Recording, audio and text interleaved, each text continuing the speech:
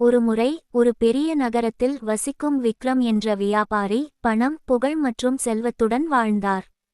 ஆனால் அவர் ஒவ்வொரு நாளும் அவசரத்தில் சுத்தம் செய்யும் காரியாளர்களை, கூலி தொழிலாளர்களை, தன்னைச் சுற்றியுள்ள மற்ற மக்களை மரியாதையின்றி நடத்தினார். அவருக்கு அவர்கள் மிகவும் சாதாரணமானவர்கள் என்று தோன்றியது. ஒரு நாள் அவர் தனது அலுவலகத்திற்கு புறப்பட்டு செல்லும் போது அவர் அடிக்கடி நெகிழ்ந்து தொந்தரவு செய்த ஒரு காரியாளர் தனது பொறுப்புகளை விரைவாக செய்யவில்லை என்று குற்றம் சாட்டினார். ஆனால் அந்த நாள் விக்ரமின் பணி சற்று மந்தமானதா என்று உணர்ந்தார்.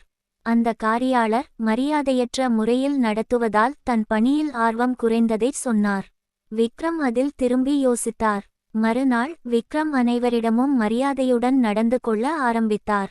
காலப்போக்கில் அவர் தனது பணி மற்றும் வாழ்க்கையில் மற்றவர்களிடமிருந்து கூடுதல் ஆதரவும் பாசத்தையும் பெற்றார்.